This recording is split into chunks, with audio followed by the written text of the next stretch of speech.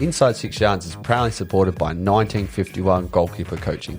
For more information, you can visit their website at 1951goalkeepercoaching.com.au. Or you can find them on Facebook Or Instagram. at 1951 Goalkeeper Coaching. Links are in the description below.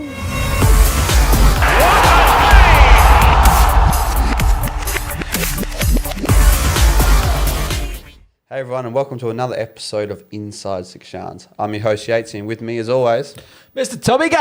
yes, and we have a special guest with us. Yes, joining us via Skype, we have once again on the show, we have Mr. Nick Stone. How you doing, buddy? Good, mate. Good, mate. It's good to have you back, mate. Yes, I know. Back again. I must have done something right the first time. I would say so. I would say long time no see, but I'll see on Tuesday, didn't I? Was it last Tuesday? Yeah. Yes, it was. Yeah, Tuesday. Yep. So for the warm up. Yeah, appreciate that. For the listeners out there and the viewers, Nick Stone is our goalkeeper coach down at Curtin Uni there. He's done it for two and a bit now months, I think it is. Yeah, I think so. That'd be about right. Yeah. Yeah, so it's still under the SDL tag and all that kit and caboodle. 1951. Yeah, 1951, all Yep. that kit and caboodle down there. Yeah. So look, it's been I've really enjoyed it. I know Rob and the other keepers have as well. So to let them know, so you do the women's NPL. Yes, that's correct. Yep. Which is she's going to kick me because I've forgotten her name. Gosh, Stacey, that's it. Sorry, Stace. Cavill. Yeah, And she's Rochelle. there. Yeah, There and you Rochelle go. as Yeah, well, that's which is under 23s. Yes. Myself and Rob. And at the moment, we've got the under 18s, which is Quinn. Nick's coaching them. And then Nick does the amateurs as well on the socials. So okay. He's got a pretty busy day. Mate, you're busy. And on top of all that, you're also playing first team for Swan. Yes, they're playing first team for Swan, and I'm also coaching down at 1951 on a Saturday morning with Michele and Ricardo as well. So That's right. my week is just... It's just gone mad. This year has just gone mad. I was supposed to just play and see how it goes, and the coaching thing's taken off as well, and it's just it's gone nuts. So it's really good. I'm really, really enjoying it. It's thanks to Stu to give me the opportunity to come in and work with the Curtin boys and girls. Yeah. Which I'm really, really enjoying. Obviously, I come in and did a little bit to start with anyway, doing a bit of training. On the Tuesday night, and then it just kind of grew from there, really. So, really thankful for Stu to give me the opportunity to come in and work with them, and obviously Campbell as well for giving us that opportunity to come in. Yeah. It's been good. It is good, and it gives each different goalkeeper coach has their little bits and bobs they'd like to bring along, and it's good too with yourself, Nick, with the experience you've had. And I know Stu always mentions about the old school technique, but yourself, Nick, you kind of mix the old school with new school, especially with the inside scoop of with 1951 coaching there with Michele. So, Yep. How do you find that with those two styles, with the old school and new school? Because there are a few different things in that, isn't there? Yeah, definitely. Yeah, it's definitely different. Obviously, it's been great working with Michele because obviously he's got the whole new style or way of training, more game-related exercises and stuff like that, where I'm more of the technical component.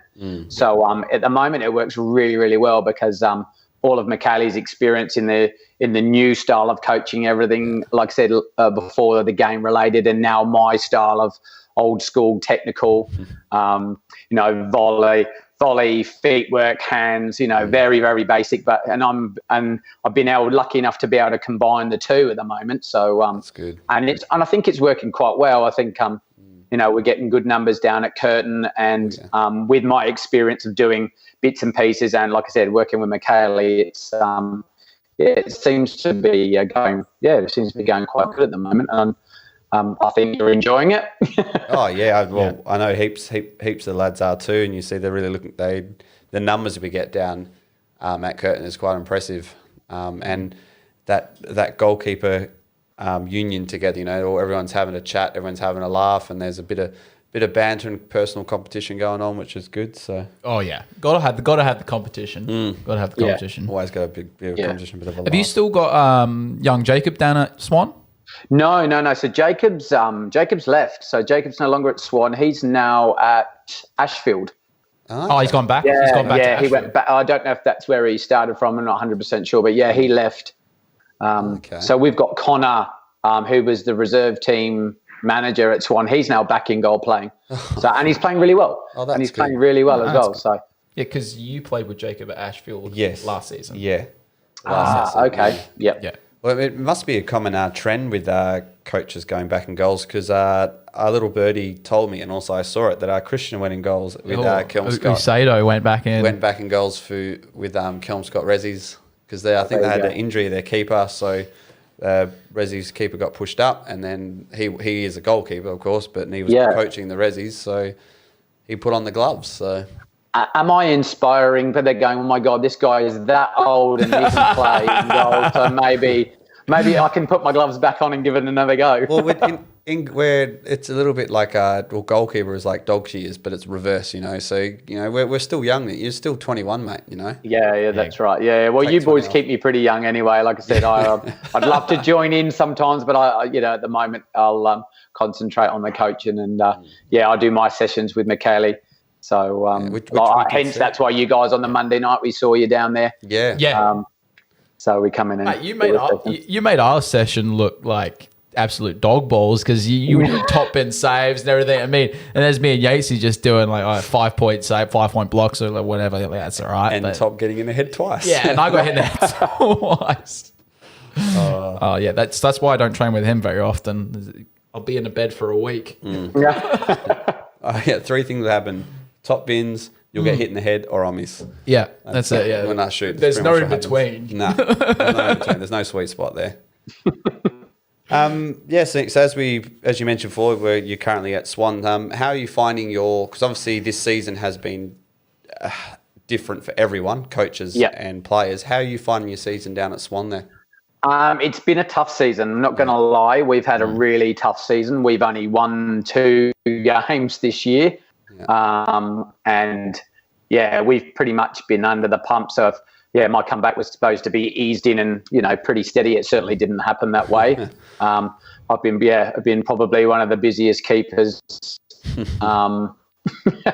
the league this year, I would say. So, but it's been good. It's been good. It's been great experience. It's just for me, you can't get too frustrated about it. It's more of, I'm just enjoying being back playing at the end of the day. It's just nice to be back.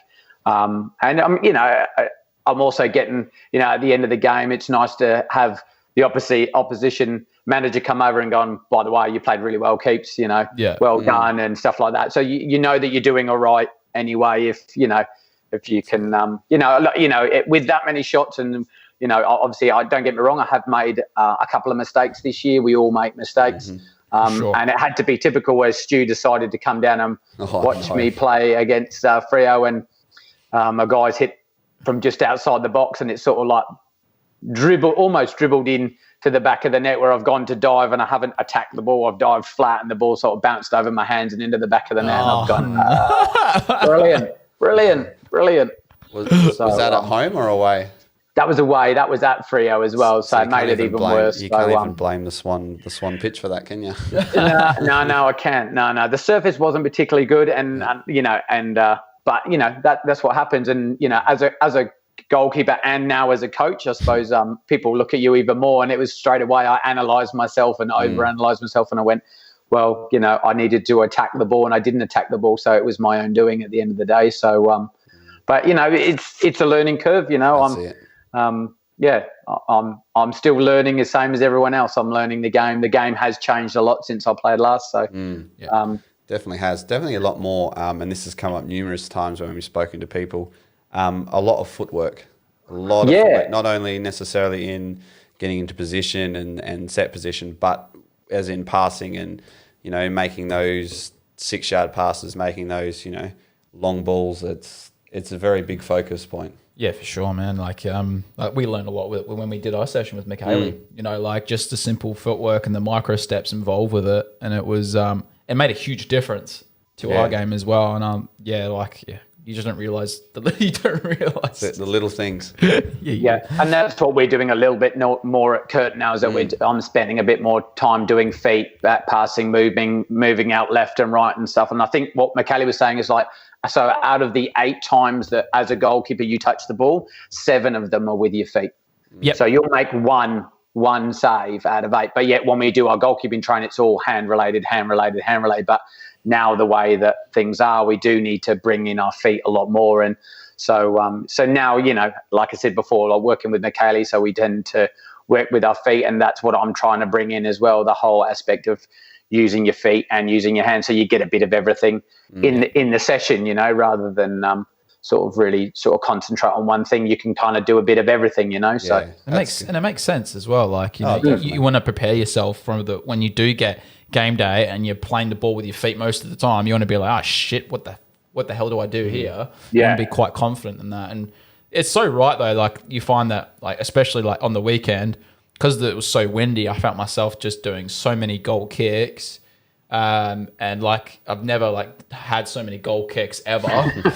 And then against the wind, I was like, I don't want to be doing any long kicks now. Play short. So I was like, play short. Let's play short, and far out. But it's you don't realize it until like somebody points out, and you're like, oh shit, I do play the ball a lot with my feet. You kind of have to. Well, you do. Yeah. It's one of my favorite things, taking goal kicks. It's like kicking the ball off. Smash the crap out of it. Yeah, hit those target zones. Target zones. That's it. Yeah. So with obviously with the season at Swan, so you're enjoying it there, and with coaching, how is your, I guess, coaching staff finding you or adapting to your schedule, what you've got, and playing? So sorry, say that again. So with the coaching and playing at the moment, how is the coaching staff at Swans? Are they quite happy and easy to get along with that? Yeah. No, everyone's been really good. Obviously, it makes it. I don't go in on a Tuesday night with them, so they tend to do more of their own bits and pieces of the outfield players than a concentrate. So on Thursday night, when I get to go in, I spend 20 minutes, 30 minutes working on goalkeeping, you know, aspects and bits and pieces, and then I'll join in with the team. So, I think, I think it's been good. They've enjoyed having me there because obviously I've got that bit of experience helping them along, you know, being able to chat to the back four and organise, and a few of the players have, you know, been able to sort of talk to me and have a bit of a chat with me and ask, you know, sort of asking how things have been going and, you know, what we can do to improve. And so quite a few people have been bouncing off me. So it's been pretty good. It has been good. Quite a young team or a mixture of team? Or We've got a mixture. We could do with a lot more younger players, to be honest. We've got quite a few older fellas. No one as old as me, obviously. But like we've got a few, probably about 5 or 6 boys in around about the 30s. And we've got, you know, we do have a few things. I think this is where we've struggled as well, to be honest, is that we've got more experienced boys. And so when the games have come in and we've picked up a few injuries, it's been really hard for us to, you know, fill in numbers. And especially as we've played the Saturday, that's just killed us, in all honesty. I'm not going to lie. It's really made it difficult because we don't have the legs. We haven't got those young legs that can that can do that, you know, like our boys. Just, you know, we hurt the midweek game. It really hurts us. Yeah. So it was quite tough. What time was your kickoff on Wednesday? We had a 7 o'clock. I thought it was going to be 7:30, but we had a 7, so it wasn't too bad. So, but we were all the way up in Quinns, which is a bit of a trek. That is a trek. So you left, and the pitch was horrible. It's pretty solid. It's pretty hard pitch, and I think where they tried to re-turf one end, it looked like it's just died and it becomes sandy and really quite bobbly and dangerous. I spent sort of 10, 15 minutes just getting the guy who was warming up just to strike balls and bounce them in front of me, just so I could get used to the surface and get used to it, see how it was going to bounce and how it was going to react. And it's always quite windy up there as well. It was windy for us on the Wednesday night. So, and I'm glad that I sort of went and spent that time in around that in that box, because I had quite a few shots that kind of kicked up or didn't even kick up. Sometimes it even just died and then just stayed low and ended up making a few saves from that. So, Yeah, so I was pretty busy on Wednesday night, but I am most weeks. But yeah. Oh, that's good. You played on Tuesday, Wednesday, didn't you? I played Tuesday night. Yeah, same as me. Tuesday night, yeah. And that's the funny thing that Nick's talking about, like the bouncing side of things, because we played Murdoch on Tuesday night, and that's artificial. So. Oh, okay. So like that, I think they're one of the only teams that have got like an artificial home pitch, and yeah, so like literally when we got on the park, I was just like the same thing. I just wanted to get shots and pass backs along that surface because it's so different to grass, and it's a true bounce. Like it actually bounces. You know, like you're expecting it to only bounce like, you know, this high, but then all of a sudden it bounces and it freaking rockets over your head. So that's my worst nightmare is, you know, coming out for it and then it bounces over your head. You're like, shit. Especially me and you, Nick, not being tall goalkeepers. Yeah. So and how does it skim off the surface? Obviously the Astro is a bit different now than it was years ago for me. So I haven't really been on it. So it's like, that's the thing. It depends because like most of the time they should water it down prior.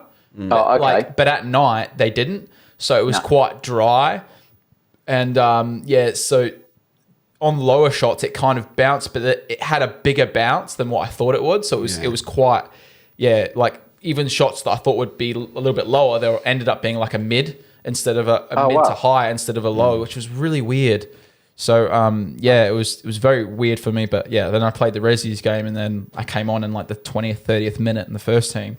And then I played on from there, and I was like, oh crap! And it's like 8:30 at night, and I've already like kind of cooled down from the Resi's game, and then I have to hop in and do like a 30-second warm up, and then I get on the park, and then I get a drop ball straight to me, and I'm like, oh yeah, I'll just kick this out my hands, half volley, skims along the floor. Oh no! I'm like, shit. And you get the gasp from the crowd, the Donella home crowd, like, oh, and I'm like, oh crap! All right, switch on from here, and then everything else was all right from there. But yeah, just that that cold snap at the half volley was not a good choice. Not a good way to break it in. And I suppose making the debut for the first team, it happened so fast. It was probably a good thing for you as well, rather than having that time to soak it in and know that it was going to happen like that overnight, or leading up to a Saturday. I think it kind of helped because it was kind of like just like go out there, deal with it, like so it was I've had a few times where the keepers kind of went down and I went, oh shit, am I going to come on? Is this me now? Is this my time? And then literally it was like that moment, but it was like, oh no, it is actually me. So I was like, shit, I did a few sprints, and it was good. Like I'm not going to lie, I was shitting myself literally because I put more pressure on myself than anybody else, to be honest. And I think that's my biggest problem, because I'll just put so much pressure on myself that it will be hard for me to perform instead of taking that to one side. But I'm learning as I get older to deal with that a bit better. But yeah, for me, it was soon as I did that first shank, that was kind of when I went, okay, it can only get good from here. And then I was like, yeah, no worries. All right, I've done that. Let's go. And then everything else from there was smooth, like smooth kicks, did half volleys, made a few crucial saves in the second half to keep it 0-0. So yeah, pretty happy. Like, and it was just, and then you kind of just get into your zone. I think like, you realize that it's just like every other game you've played. For me, it was just the step up from Resi's to first team was literally just the pace for me. I thought was just a bit quicker. The players that, especially against that Murdoch side, really young side and quick as hell. Really young, quick players, and literally like you had no time on the ball whatsoever. So, and they ran all game. So and also on a different surface as well. That also makes it, it's a bit of an advantage for them to play on that surface. Definitely, being there doing it every Do you second think, week. or what's the go with that? That was something that we looked into the other week, because we were like, they're the only side in our league that has an artificial pitch. So we looked at their home record and their away record, and their away record was still good, but their goals scored was like halved. So like I think it was like they had like 20 home goals and I think about like 8 or 9 away goals. So so definitely you've definitely got an advantage on playing on artificial, I think, if you're the only team that's doing it. Yeah, that's right. And can I ask a question? Like, what did you wear? Like, can you wear shorts? Do you pick up grass burns, or how does it or did you have to wear? I don't know like the rules for it, to be honest. I just wore. I always wear long compression for my top. Same here. I wore shorts. Oh, come on, boys! If you're gonna wear short sleeve, you gotta wear short sleeve. Yeah, I know. You gotta see it through. Yeah, that's I bring out the tats, Tommy, and show them. Like, come on. He doesn't want to damage them. That's it. Yeah, like I've always kind of covered up. It's weird. Got slaves like you, Nick, and I cover them up. And yet, the funny thing is that I've actually got like a compression padded elbow garment that I can wear. Yep. And I wish I did, because I've had like a bruised elbow thing that I've literally done on that artificial, because I've just dove and it's hit like a funny bit of my elbow. Yep. It's not great at all. So yeah, that's taken a while to heal, but yeah, I recommend definitely some sort of elbow pads and knee pads if I could. Yeah. On artificial, it's not fun. As a goalkeeper, it's not fun at all. I didn't have any. I wore the long sleeve skins too, but I wear my long sleeves, but I always pull them up, so it's like a mid, like a three-quarter. Like a three-quarter one. Yeah. And I just did the same as Tommy. I just had short skins and just my socks past my knees, and that was it. So it was quite. I actually found it slippery underfoot. So if I was wearing studs, I didn't wear my metal ones. I just wore the normal cleats, and I actually found it quite slippery. Yeah, right. I don't know. It wasn't. They didn't. I don't think they wet it. It was just. Okay. I think it's just the grass, but it's not a bad pitch. Oh yeah, it's pristine condition. Not never gets tuned up. Yeah, because when you train on the AstroTurf, whatever, you get all the rubber that comes underneath. You didn't get that much on the on the Murdoch pitch. Unlike the one down in Beckingham or something like that. Ellenbrook had a really bad artificial pitch. Yeah. And literally, this was like, I wonder if I've still got photos of it, but when we played there, I think 2 seasons ago, the Ellenbrook, this pitch had to get ripped up completely, artificial pitch. And it was like 4 pitches of artificial that had to get ripped up because it was faulty. Literally, that people's boots were clumping up with all of this rubber. Like it was all melted green rubber that would like stick to your boots, and it was like pretty much impossible to get the stuff off. Jeez. So people were coming back to the club saying, "Oh, like my boots are screwed now. Can you buy me new boots?" Jeez. Literally, because they're like, I've played on your grass once and it's completely screwed my boots. They got that all ripped up. I think it's all good now. I think so. Yeah. Yeah. I did hear of that. And Ellenbrook's got great facilities over there as well. They've got we played in there in the night series a few seasons back, and great facilities. Just the artificial at the time was absolute. Yeah, it was shocking. And I wore my old boots so that I knew that if they got ruined, it was all good. Yeah. And they did pretty much get ruined. They've still got that clumpy green crap on them. As much as I tried to literally, I got I think it was something you used to garden with, like the big forky thing, and I was just scraping the crap off. It was terrible. Honest to God, absolutely terrible. But I don't mind playing on the artificial. The only thing that I found is that with my passes, they weren't traveling as far, because of the I don't know why, but it's got weight on it. Yeah, like literally, I had to pass the ball that much harder to get to the target. So it kind of holds up a bit, does it? Yeah, exactly. Yeah, it's like a really slow pitch. That's what it felt like. So I was really, I felt my groin twinge a little bit because I was trying to pass so freaking hard. Felt like I was just trying to take the skin off the pass. Really, and I was like, no, I'm only passing it 6 yards. What the hell's going on? They do have good facilities there as well down at Their change rooms feels true. Everyone's got a locker and it's quite big. Wow. Yeah, it's nice. Really, really nice down there. So, but like the Premier League change room's very nice. It felt like it a bit. Yeah. Yeah. So that out of the Div 1 team, who do you reckon's got the best change rooms in State Div 1? Ooh, it's a good question, eh? And actually, to be honest, Kingsway was because they've got the new stadium and that now, haven't they? They've got the new, and that their changing room's really quite big. That's actually not bad at all. I've been to that one. That's really good. It's good. Yeah. The showers aren't particularly great because they're just like little cubicles, so to speak. But the actual change room itself is really nice. It's actually a decent size, which is quite good. Isn't it funny you rate clubs on their change room and their showers? It's so funny because you get the clubs with like sometimes they've got like the little shower cubicles and everyone's got their own, like they get like two or four cubicles and everybody's queuing up to get inside the cubicle, and you get some of the older style clubs that have got like just 6 shower heads inside of a square room, and it's just like old fashioned. Let's have a shower, boys. Somebody's dropping the soap. I was trying to think where we were playing the other way, but it actually didn't. They had the showers, but there was like a couple that didn't even have a shower head. It was just like a piece of copper pipe coming out the wall, and it just like it's a waterfall.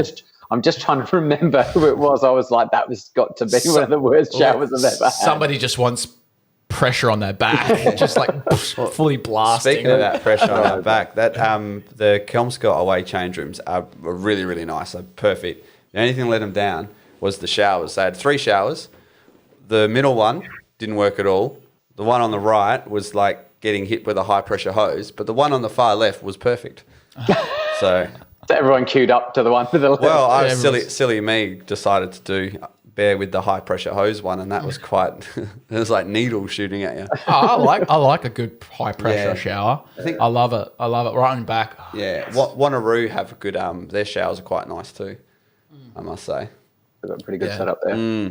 It's interesting, isn't it? How you have certain clubs and you're like, oh, I really like going. Kingsley has the worst. Not gonna lie, they're pretty. Oh, shocking. the shoebox. It's lit. So it's exactly what I was telling you before, like Nick. So it's lit like big. It's kind of like that big cubicle design, which would have loads of shower heads, except there's only 2.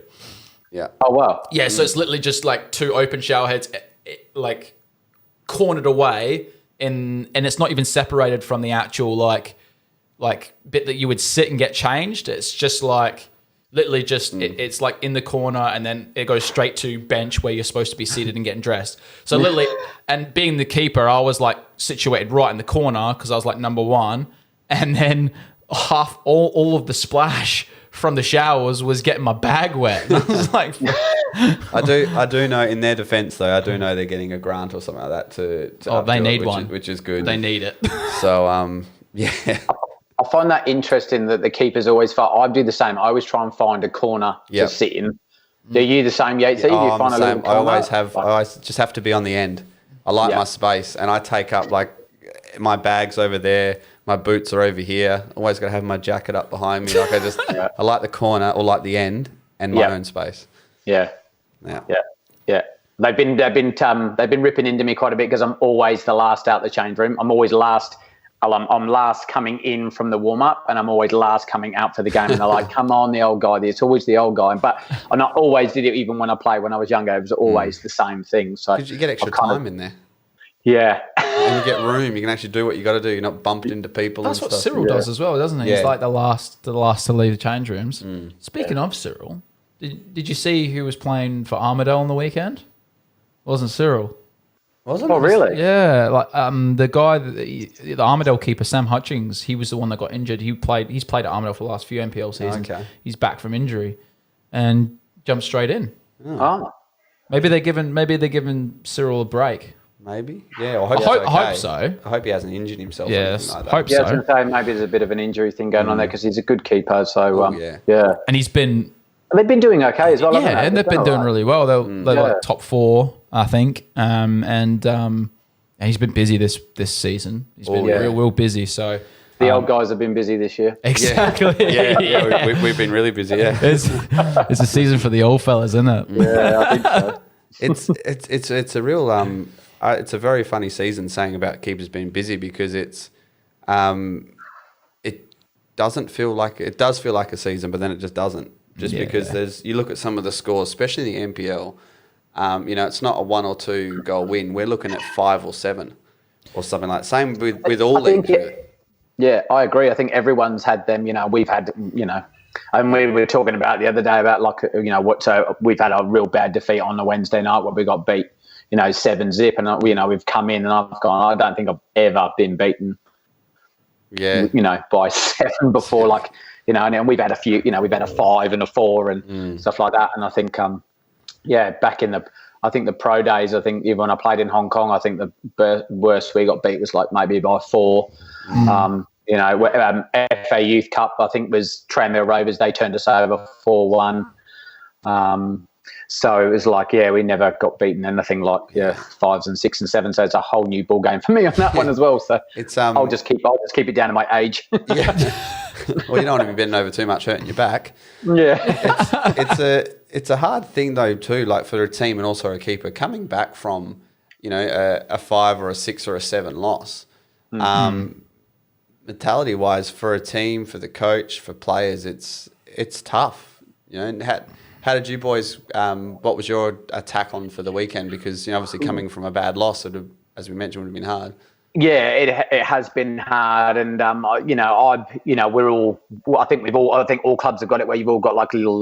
We're on WhatsApp and stuff, and I actually sent the boys a message on Saturday morning and just sort of said to them, there's 3 games to go. Let's have a bit of pride and let's work together as a team. I said, when we play together as a team, we actually play really good football. But the problem is on too many occasions we play as individuals, and I think all teams are guilty of that at times, and we've been beaten by other teams because they work harder than us and we're just not working hard as a team.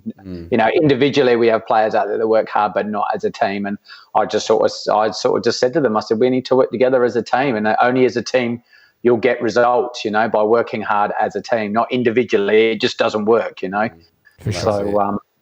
And I don't know, maybe it gave them a bit of a kick up the backside. Who knows? But we worked hard. I think having the conditions that we played in as well in the second half, it made us play as well. So I think that kind of maybe helped. I think it maybe helped a few teams, or didn't help a few teams. But they had their chances. I made a few saves.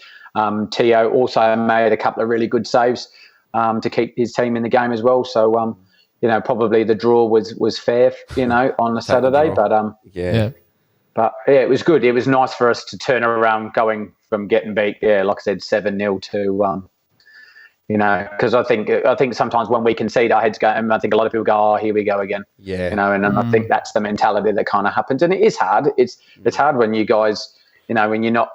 There's no incentive. No one's going up. No one's going down. No one's really getting paid. No one's, you can't really force people to come to training if they don't really want to come to training. You can't threaten people to lose their spot, because. So I think it makes it a bit difficult as well. I think this year's been a really funny year for definitely. the teams, And it's what's going to even make it more interesting is next year. Some teams using this as a stepping stone, as a building to try new things. But I think next year is probably going to be one of the best seasons for football in WA. It's just going to be big changes. Obviously, people moving around, teams coming in, like some of the Kingsley coming in. Yeah.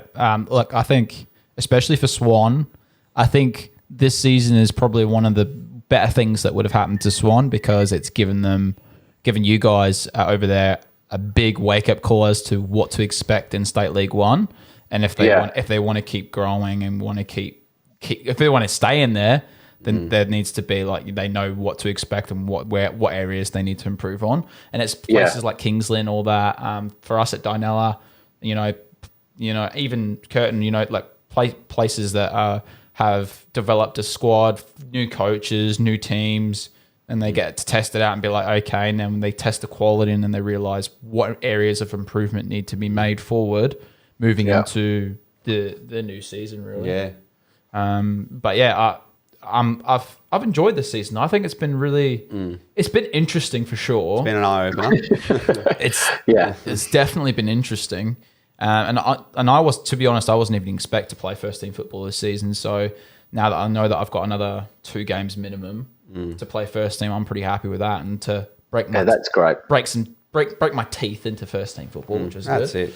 That's really good, mate. Like I said, that's awesome. As much as it's and is the other goalkeeper is okay. It's not nothing too serious or anything. I think it's just a quad. So he's I think he's just torn his quad. So it's one of the things that he could probably be back for maybe the last game, maybe. Yeah.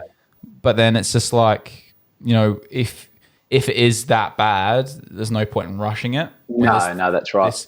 So yeah, look, and and there's nothing, and he's done pretty much nothing wrong in goals. That's the weird thing. Like Mr. Ben. Yeah, Ben's and to be honest, the funny thing is that my goalkeeper coach at Dianella, Steve, who's actually the first team keeper's dad, right? So and do you know what? The reception I got from Steve after my first game for Murdoch, keeping a clean sheet on my debut, he was like a dad. Honest to God, like I looked at him and he was like a proud dad. He came up to me and gave me a big hug and said, "Congrats, mate." And I was like, "Do you know what? That's actually somebody that loves his job and loves goalkeeping." And he was so proud for me to make that appearance and for me to have that, even though awesome. it was his son that got injured. I know. It just shows the class that Steve has as well. And good even point. Benny stayed around, had ice in his quad, and gave me a handshake after the game, said well done. So like stuff like that just makes you happy to be a goalkeeper and be part of that as well. Be part of the union. Yeah, and one of the big things that I've enjoyed my time at Dianella so far has been working with Ben and Steve and be able to push Ben to become a better keeper and being able to work with Steve as well. Yeah, so good. Yeah, and it made me so much better, which was awesome. And I look forward to hopefully getting some more clean sheets to finish off the season. Clean sheets are good. Hopefully. Nice. Yes, I'd love one of those. Just one would do. Just one. Yeah. Not asking for much as well. I was the same. I'd maybe like the last 2 games would be good to have both clean sheets. We have goals and stuff in our team, and our coach, gives us some objectives and stuff. And one of my personal goal is to try and keep at least one more clean sheet the rest of the season. Yeah. So there's 2 games to go. I think that's quite achievable. Yeah, for sure.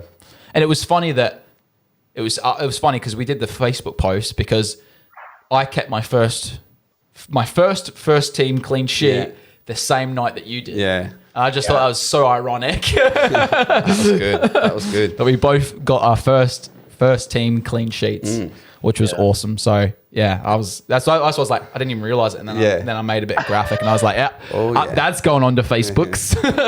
Speaking of posts too, get it out there. Yeah, we've actually reached 300 subscribers as well. Yes, mate. Yes, and I worked a good hour on that video, the graphic, and you did well, mate. Yeah, and the badge. And I was trying to figure out how to do it, how to reveal it. And I was like, I'll do a video graphic, which I don't know how to do, but I'll figure it out. Just work it out. But yeah, 300 subscribers up to, I don't even know 300 people. Nah, I don't know 300 people. But apparently, you boys have done a great job. Honestly, you've done a really, when I heard about the idea and stuff, and I went, what a great idea. And it was really nice to come on the first time, and it looks like you've just grown from strength to strength. It's awesome. I think we've enjoyed the journey, and especially having you on. You've jumped on the journey with us. On the inside 6 yards train. Exactly. Do I need a train button? Speaking of something that we're all going to get along together soon too. Oh yes, is the Goalkeeper Wars. Oh, sold out. Yes. Sold out now. Sold out officially today. It's done, according to Facebook. So that's 120 goalkeepers. That's amazing. How awesome is that? In WA. Well, no, so is there one interstate guy, but he's been here? Yeah.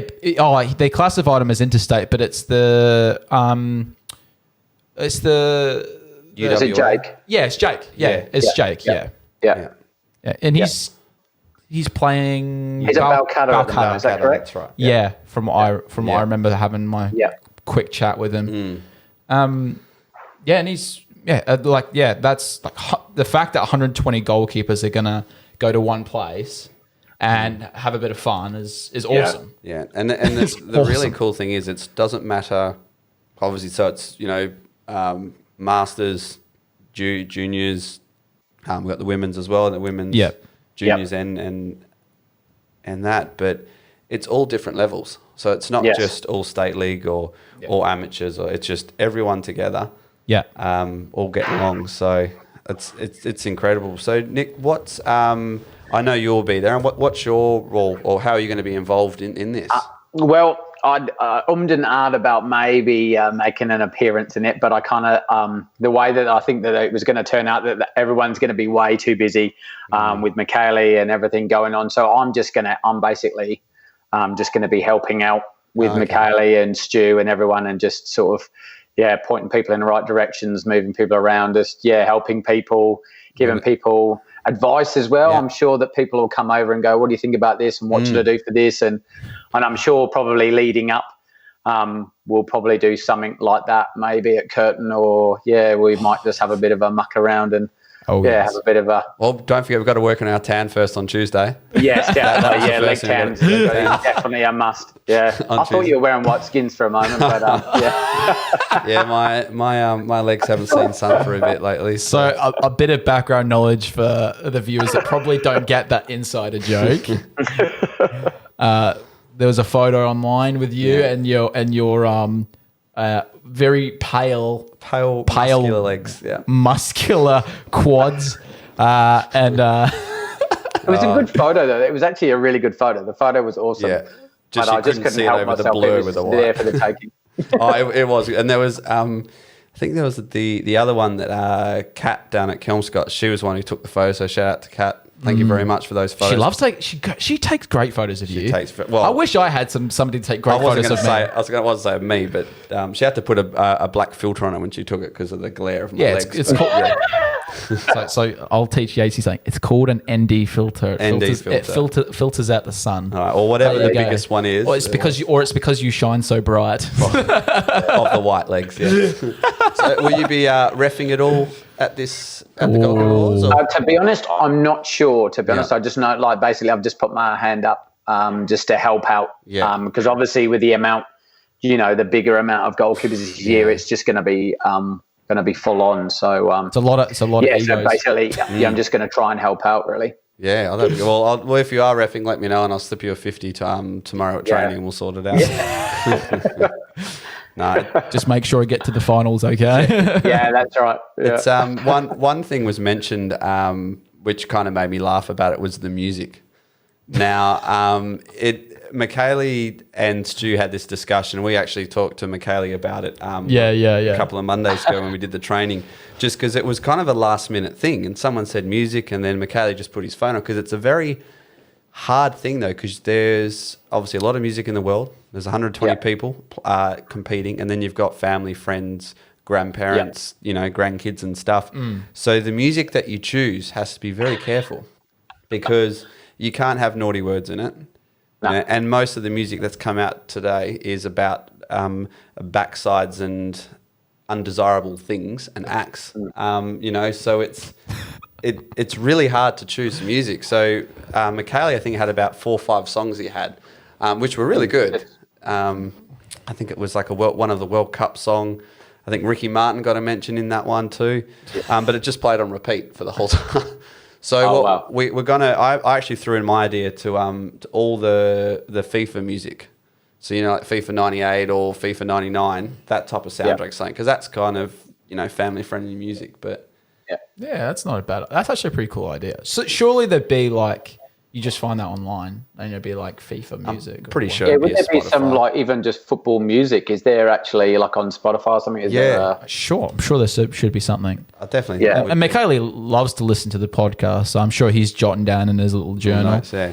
He's probably just laughing at the moment, going, here we go again. Yeah, these guys think they know it all. It's like, I can't wait till the next time I get you guys. Yeah, it's going to make you. I think it's probably like the last thing on their mind with everything that goes on. I think they just kind of completely, it's full on for them. It becomes such a full on day. And, I haven't even been to one of these yet. So obviously hearing what everyone said, that it's just an amazing day. And, the amount of work that goes into it would be huge. So, well, that's it. We're hoping to, because I do know that we spoke to Stu the last podcast, getting there the day before and setting up. So we're hopefully planning to get down there, obviously lend a hand and maybe feel and film and talk a bit about the process and the setup and all that type of stuff. So we're planning on doing a some sort of inside 6 yarns kind of like vlog day throughout the whole day. Yeah. So I'll be bringing the camera down, a few batteries, and then we'll maybe see if I can figure out a mic system, but maybe like interview some of the kids and interview some of the goalkeepers and just ask them how it's been going. Just do like a little, kind of like a match day vlog, but for the goalkeeper battle. I think it'd be really cool. And definitely want to commentate and film, if we can, if it's possible, all the finals. Yeah. And actually commentate it. That would be funny. But do you know what'd be funny if we try to commentate it and it's on like speakers or whatever, and like we screw up the names of the goalkeepers or something? It's like, there's only two. How do you screw up the names? There's only two of them. The goalkeeper, which one? That one. There's two there. Yeah. Pick one. That's a great shot from the goalkeeper. Yeah. It's going to be good. So there's obviously hats off to the boys doing all the organisation there, because there is a lot of work that goes in. And, shout out to yourself, Nick, for putting your hand up as tribute and helping out. And I'm pretty sure there's a few other lads out there and ladettes that are helping him out, which is good. Yeah. So I know there'll be photographers there as well. Yeah. Yes. And it's also all the stuff behind, but also on the day too. So you got the canteen stuff down there cooking up a feed. The hectic thing at the start when you get your T-shirts and you got to tick your name off. Just all those little things like that, which is just chaotic. I'm looking forward to the new gloves. Oh, yes. They're going to be sick. Yeah. Have you seen them? Have you tried them on? I think I've tried them on. Enough to try them on. Yeah. Nice. Yatesy rates them very highly. I haven't got a pair yet. I am actually waiting for the new pairs to drop, the new all black ones that he's got coming out, and the black and fluoro yellow ones. Yes. Yeah, I'm waiting for them to drop, and I'm going to be all about them ones. I'm definitely getting. I was going to get another pair of the red ones, but then same thing as Tommy. I'm kind of holding off. I'm going to get the all black because they look really good. Yeah. Yeah, no, Stu's going from strength to strength there. SDL is just on fire this year. I think he's just turned it up another notch, and I think it's awesome. The colourways and everything that's going on, I think everyone's kind of getting super excited about it. So. Yeah, it's awesome. And seeing, we've both known Stu for quite a while, and just seeing it just grow and grow and grow, and it's awesome. And to have someone like Stu supporting the goalkeepers and the coaching and all that type of stuff, and teaming up with Michaeli, it's unreal. Yeah. They both, for me, they both have been they've been brilliant for me. Like, like Michaeli helping me out with the coaching, and now being involved, with him doing the coaching and stuff, I've just been, just amazing. And Stu's been absolutely brilliant, helping me out with the gloves and the gear, and, been lucky enough to have, a certain blue kit that no one else seems to have this year. So, exactly. So I've been, he's been brilliant. Like, he's been dropping heaps of stuff towards me and just been so supportive. Both of them have been, I just can't thank either of them enough, really, because they've both been brilliant, really, really helpful. That's good. I think we'll definitely have to get a team photo too. We'll get sure. Us two and Nick and Michaeli and Stu. That'll be good. We'll sort something out. Oh yes. Yeah. So Nick, just coming to conclusion at the moment. I just thought I've decided to do something different. Jump on my own 2 feet and make up my own segment here. Yeah. So I've got 3 dad jokes. They're football dad jokes, so they're clean. Oh, God, here we go. It's going to be absolutely hilarious. Okay. Oh, yeah. So I just thought it'd be something different. Now, I'll say the first joke, and Tommy... Should I get the button ready for the boom, boom, boots? You could, or you could get the really bad Titanic flute thing. So... I'll let the buttons do the talking after the joke. Yeah. Okay. So Tommy, you can rate first out of 1 to 5 out of the joke, and then yourself, Nick, go after. So this is the first. This is the first joke. Okay. So just so you know, they're all 2 of them are goalkeeper related, and the other one is just a Premier League football joke. Oh God, here we go. Okay. So what do you call someone who stands inside goalpost and stops the ball rolling away? Stops the ball rolling away. Yeah. A defender? Nick, you got any ideas? No, I have no idea. No. Go on. A netter. A netter. A netter. So what do you call someone who stands inside goalpost and stops the ball rolling away? That person would be called a netter. Yes. Good.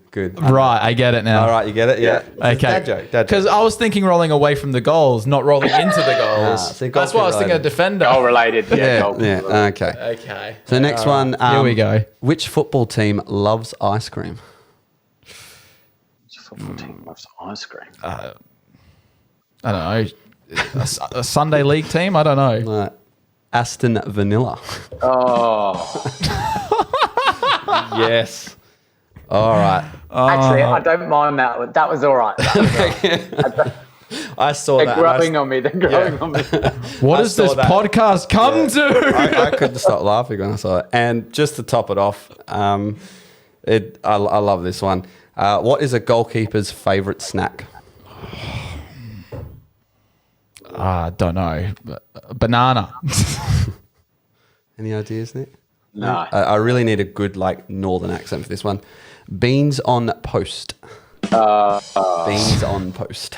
It's actually what I had for dinner tonight. Beans on toast. Good, aren't they? I like the middle one. The best one. Was the Aston Vanilla. Aston Vanilla. Aston Vanilla. That was a good one. So, to all the listeners out there, you're probably laughing. I should have given a warning and pulled over to the side while you're driving and listening to this. But next time I'll give that warning, and there'll be 3 other ones out there. Okay. Next cast. Is this is the segment? Is it? That's it. That's all. This is the segment. That's all it's needed. Short, sharp, sweet. That's all it's about. Okay. The rub of the face said it all, Tommy. Yeah. Hey, Aston Vanilla. Aston Vanilla. Hey, I just produce the show and make it, and he screws it up. At least there was no technical difficulty this time. This is true. This is true. I'm actually getting somewhat decent at actually producing the show for once, which is good. Good job. Which is good. But yeah, no, not bad jokes there, Yates. Not bad. I don't mind it. I don't mind it. I'll take the jokes home to my kids and for more dad jokes. Dad jokes, yeah. Because that's what I need. I need more dad jokes in my life. That's what I need. You do. There's a clip on YouTube of Will Ferrell and who's the other geezer? I can't remember his name. They did that Will Ferrell and Mark Wahlberg, and they tell dad jokes to each other. Oh, yeah, I've seen that. They try Yeah, not to make each other laugh. it's brilliant. Yeah. It's good. Everyone loves it. I've seen that dad joke wars. Have you seen that? Yeah, where they basically tell dad jokes to one each other and they stare at each other and it's like the person who laughs loses. Yeah. That's funny. It's so good old dad jokes. Yeah. So jokes can be funny without being crude or rude. Oh, exactly. Yeah. They're not as funny though. Yeah. Met a guy with 5 penises. I asked him, how do your pants fit? He said, like a glove. Like a glove. Definitely. That's a yeah. I think you might have to edit that one, Tommy. Yeah.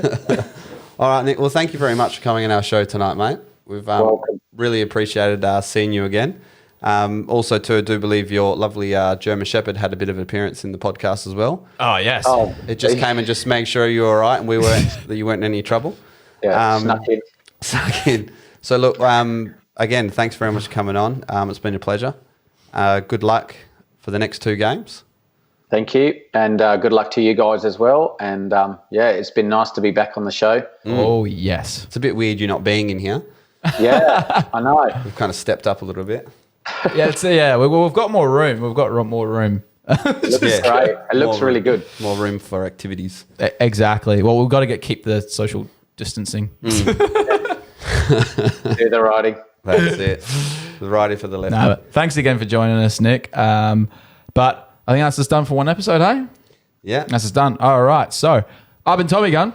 I'm Yatesy. And this has been Inside 6 Yarns, guys. Take care, stay safe, and hit that subscribe button. You.